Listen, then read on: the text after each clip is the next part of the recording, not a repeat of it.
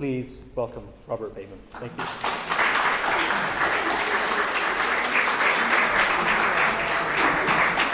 Thank you all very much for coming. Really appreciate it. Really honored by the presence of the Bateman Foundation right here in Victoria. If you use the term location, I couldn't picture a better spot to have a gallery located.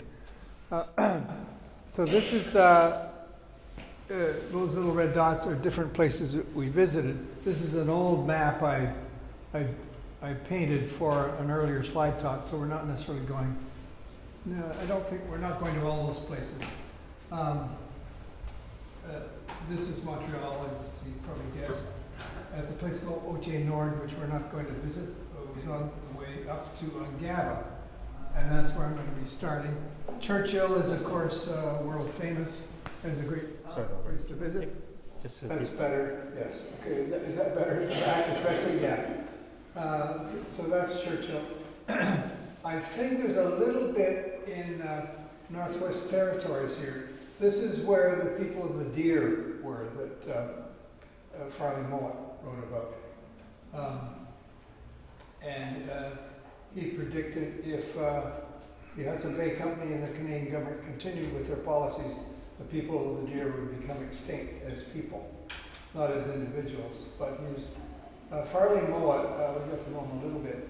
He stretched facts quite a bit, but he always told the truth in his main thesis. One example was in his book. He said that the Hudson Bay Company was paying, I've forgotten, something like $1.50 for every deer's tongue. And he then didn't say, but he implied, the Arctic was littered with carcasses of caribou with their tongues had been cut out because of this Hudson Bay Company policy. It's true they did pay for deer's tongue, which was a herb, a little slimy herb that was kind of like a tongue. It was a herb in the British market. So that's an example. I could have a whole talk on Friday morning. So that first flight, I was a university student studying geography and geology. By the way, that's what I took, geography at university, not art. I don't think you need to take art. I think you're going to be an artist because it's in here. And any young people that would come to me and say, what art school would I recommend? I'd say, don't go to art school. Go to something where you can get a meal ticket so you can pay your bills when you grow up. And then paint your little heart out if you're going to be an artist. You don't need to go to school for that. And that's my personal opinion. There may be some art school people here, but that's what I think. So way back then, in the 1950s, this was a way of getting around the Arctic. It's a flying boat, or PBY, or Catalina, sometimes they're called. And it had retractable wheels that landed on its belly, little pontoons out here. And so we got in there in northern Quebec and flew up to Ungava. And by the way, it had there were no seats in the back, so we sat on oil drums. And it had no, pressurization or oxygen. At one point we flew through a rainstorm and the rain came in. We had to put on our raincoats. And we kind of got soaked inside the airplane flying out. I think this. And this is where we were headed for Ungava with a geological field party. So we had 4 white guys, Caucasians, whatever is a proper word to call people with pink skin, and 2, we call them Eskimos, but we call them Inuit now, also working for us. So a party of 6 working there. And we're doing iron ore, which is, I don't have a pointer, but that's an iron formation going along there, that escarpment, to see if it was feasible to take it out by kind of cable car out to Ungava Bay and ship it. It would be a lot shorter going to Rotterdam for smelting. It turned out it was not economically feasible, but we were there doing the mapping. These are tamarack trees and these are spruce trees.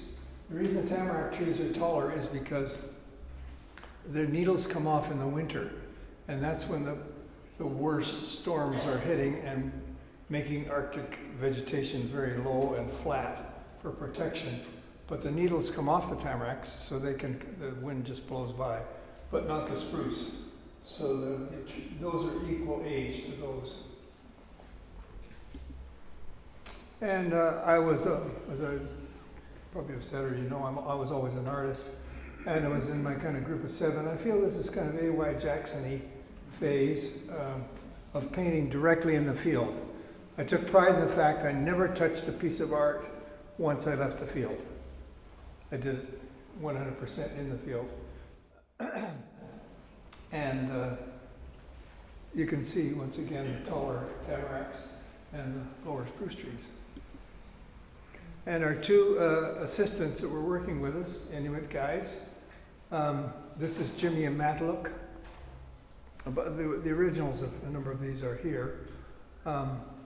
And as I recall, I based this on a pencil sketch I did of Jimmy. He was reading Tarzan comics, I remember at the time. And he's kind of amused by the comics. We're all sitting on a bed in one of the tents, and he was looking at Tarzan. I did the pencil sketch and did that oil painting later. There's a sad end to this story. Jimmy died within the next year or 2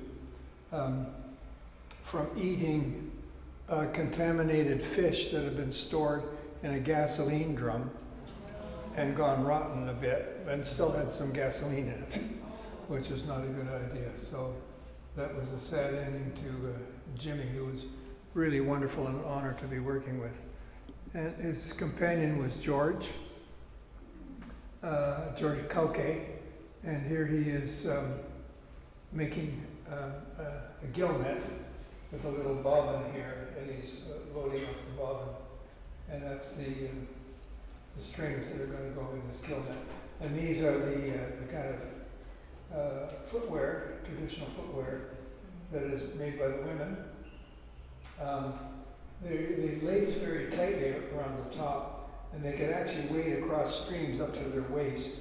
And of course their waist gets wet, but their feet didn't get wet because they're tightly laced up. Now, I'm tossing this in to tell a little side story, which is a tiny bit amusing, from my brother Ross, who worked in the Arctic one summer with the Eskimo Indian Association. So he took this picture, and they went around the outpost in Hudson Bay in this Peterhead boat. These are specialty boats designed for the Inuit. And it was their main means of travel, of course, in the summertime. In the winter, it would be dog sled, because they had no roads, and there's still no roads. And so they're going around in this Peterhead boat. And as I say, it's my brother's picture, but he tells this story that I find somewhat amusing. As they were going along, the boat stopped out in the middle of nowhere. It was a calm, nice, warm day, and just the engine just stopped. And the Inuit all went down below where the engine was, and we're fiddling around, bang, bang, bang, and dinging on things, and nothing was happening.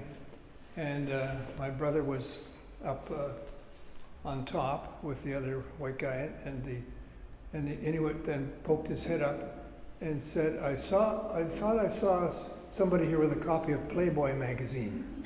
I have to confess, my brother was a Hugh Hefner fan back in those days, and the guys, the party chiefs went, oh boy, they're down there just fooling around, now they want to look at Playboy.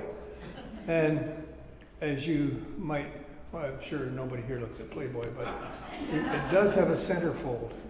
And what they needed was a big piece of paper, because they needed a gasket. So they took the centerfold out of Playboy and cut holes in it the appropriate size and put it in as the gasket for the engine, and away she went. So I think that's a good piece of ingenuity. This is me fishing. It looks like I might be doing something else, but I am fishing. And we were walking on land that the Inuit guys said their people had never walked on before. They're coastal people, and this was inland. And we knew no white man had ever walked there before.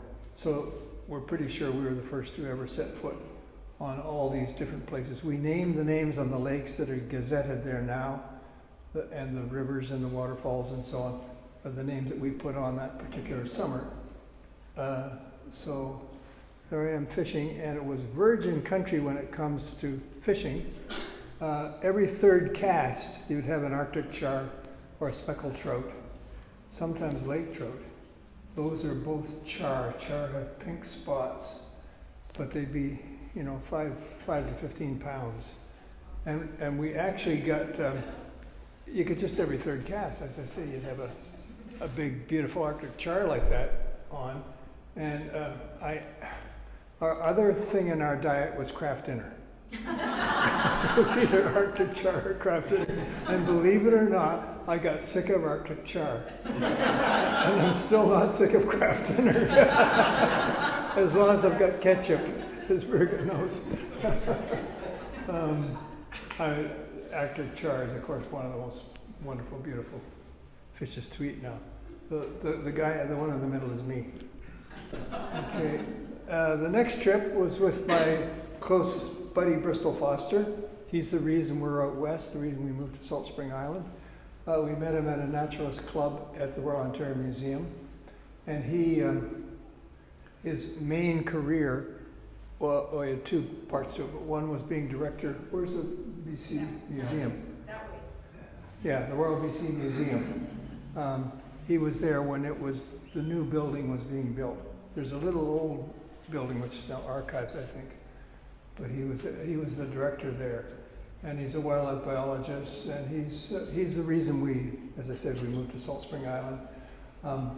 And so he got a summer job and hired me as his assistant. And his father, probably shouldn't use this word, was a bagman for the Liberal Party. He went around fundraising and getting money for the Liberal Party, and in the days of Saint Laurent.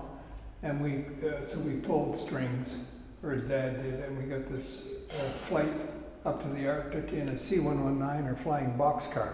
I don't imagine any of them are flying anymore, but you can see why it was called a boxcar.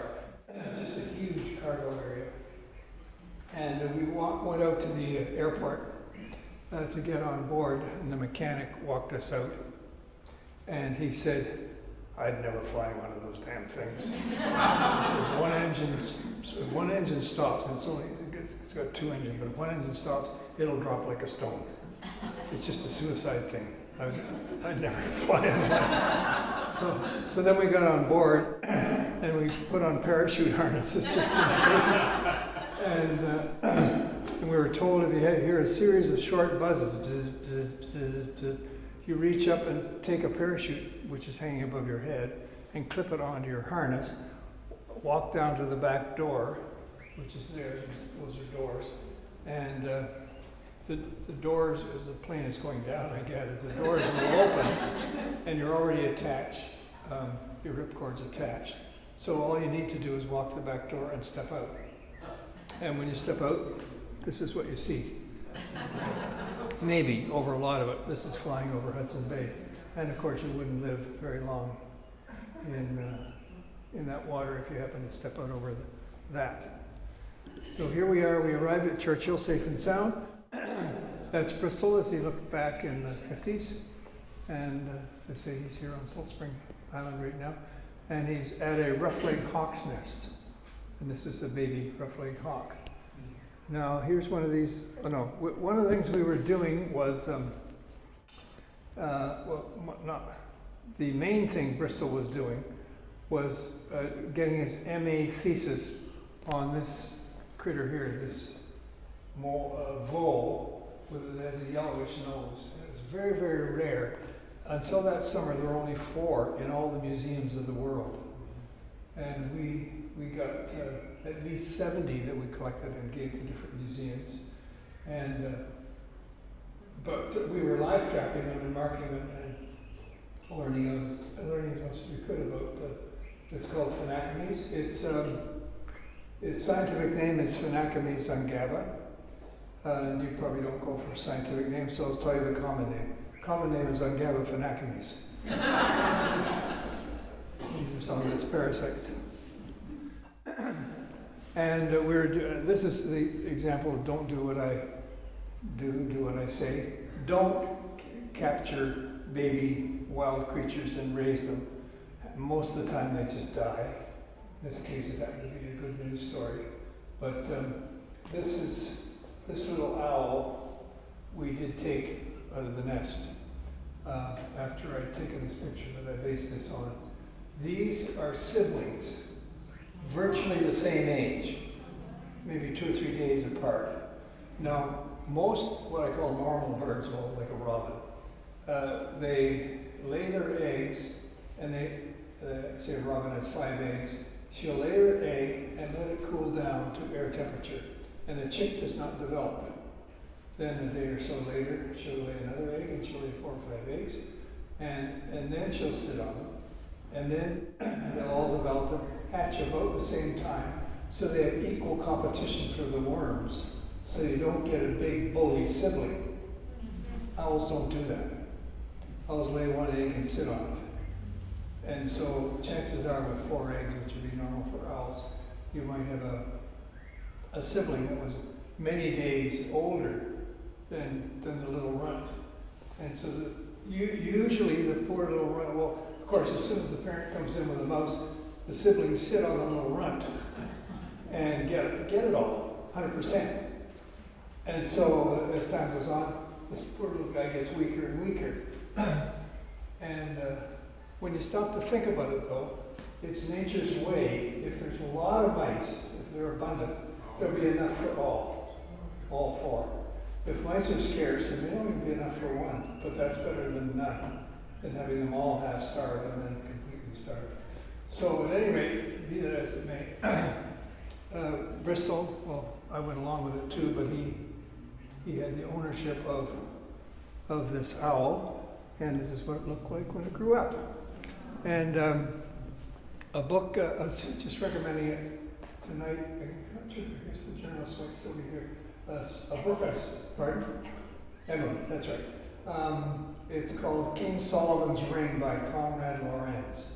I strongly recommend if you want to read an entertaining book on animal behavior. He was an Austrian animal behavior guy. King Solomon's Ring by Conrad Lorenz, with a K for Conrad. And he talks about imprinting. And he imprinted these goslings on, they all thought that he was Mummy. And there's stories and stories I can tell. It is a hugely entertaining book. And it'd be great to read out loud to your kids too. King Solomon's Ring, Conrad Lorenz. I don't have stock in the company, so I think it's a good idea to read that book. So every time we fed Howland, we made a noise. It's like Pavlov's dog when you ring a bell and then it'll salivate. And our noise, I can do it, Bristol can do it, I'm not sure if Birgit can do it or not, Birgit can't do it. I won't do it into the mic, it's a raucous noise. So every time we fed Howland, we go, and then he later grew up, and I tried this with other pets and so on, and matured, and we let it go living wild and free. And you could just then walk outdoors and go, and the owl or whatever it was would come to be called, so to speak. And it did work okay. So we would do this to Howland. Bristol's family was in Rosedale, if you know Toronto. That's sort of upper end, classy part of Rosedale. And Bristol's mother is one of the most dignified, tall, statuesque, just a perfect lady. But Bristol went off to university and left her in charge of Howland. and she had to feed fresh mice to Howland, who lived in the basement. And so this dignified lady would go to the basement door and open the basement door and go, and Howland would walk up the steps and receive the mouse and then fly down the steps back into the basement again. And he ended his days at the ripe old age for now, eventually they dig the Riverdale Zoo in Toronto. And so you couldn't let him go because he didn't know how to hunt for himself. So that's a little bit of background on Howland. Next trip to the Arctic was with another fellow naturalist. These are my kind of species. This guy's Fred Cook from Queen's University, and these are Queen's University grad students. And we're up north of Churchill on the Lapérouse River, looking a place where we had to fly in, of course, a place that's totally uninhabited, but massive blue geese and snow geese colonies in this area. And Fred Cook and his students were doing studies of genetics and behavior of the blue geese and snow geese. This is a painting I did of blue geese. They, by the way, are the exact same species.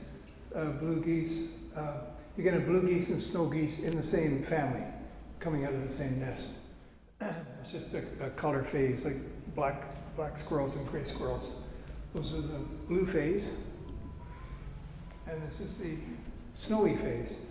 And we had marked down all the different behavior characteristics. We would call this guy a sticky goose. It would stick to its nest. Some of them are, I guess, cowardly, if you want to say that, or smart. They would, as soon as you approach, they would get out of there. But others would defend the nest and maybe even try to jump you and attack you. But this one was a sticky snow goose. Then we went on a trip with Adventure Canada. One of the blessings I've had in my life and my career is getting invited along as a consultant or resource person or whatever to go on board and chat with the folks, the paying customers. And Birgit and I would go. And our main job was to just be nice. And it's a real struggle for Birgit and I to be nice. and tell everybody what a wonderful time they're having. And how lucky we all are to be here and that sort of thing. And of course they're paying all that money. They want to think that they're lucky to be there, and it's a wonderful time. And so this is one of the Adventure Canada ships headed for in Greenland waters. And I did this painting based on photos and sketches of a polar bear that we saw that the ship cruised by. And the polar bear had never seen anything like this before. It was always the biggest thing in its world. Biggest living thing, and here it is giving us a dirty look, but deciding not to take us on. And you can see the different gulls that are flying around here. Possibly Iceland gulls or glaucous gulls. Could be a Corey Trepanier in the background there. And a close-up of them. I consider this, and it's, I don't know if it's the original or the, or a big print of it. Pardon? The copies here, the original. Yeah, we don't have the original here, but it's like the original. So this is a polar bear, and I had different things involved here that are important to me. One is every inch of every living thing in nature is special and particular, and every inch of a polar bear is special and is the way it is for reasons of different muscle and bone. See, the fur there is totally different than the fur here, or the fur here, and the fur there. That was my main aim in this, was showing particularity of every square inch of nature. And the other, one of it, there's a couple of other things. I wanted you to be able to feel you could put your fingers into the fur, and you could really feel it. Some people say, come up to me and say, I love your work, it's so detailed. And I would usually, out of politeness, would not say to them, that's not a compliment. And it's not an insult either. It's like saying, I love your sweater, it has so many stitches in it. That doesn't mean an Irish wool sweater is superior, a cashmere sweater is superior to an Irish knit because it has more stitches. It's got nothing to do with quality in a piece of art. You can have bold, fabulous pieces of art and crappy, bold pieces of art, and vice versa with the detail and so on. And anyway, I'm after showing the bones of the fur and The metaphor I was using was a cannon. I've even made it shaped like a cannon. This, a polar bear is a killing instrument, like a cannon. This is what does the killing. I've downplayed the eyes, haven't even put a catch light in the eye. And this is where the action is the smelling in the nose. And put that way off to one side. And so you start over here, sort of. That's what I was aiming for, the picture anyway. So here's Birgit. As you can see her in flesh right there. She hasn't changed. We're in Greenland on one of these trips. And she's photographing a saxifrage. I think that's a saxifrage there. And there's a bunch of saxifrage near here, and here's one of the biggest drawings. That should focus better, but I'm not going to take time to worry about it. That's probably Birgit's photograph of the saxifrage. The thing about the Arctic vegetation is, of course, it's small, it's short. It's been pushed down that way by the wind. There are trees, they're old willow trees that are about that high, but they're kind of spread out along the rock, like a glove lying on the rock. Okay, on the Greenland trip, on some of these trips I sing for my supper, so to speak, by doing a daily sketchbook, and then I work it up into more finished drawings. These are basically ballpoint pen drawings, and this is Birgit's beautiful calligraphy and writing.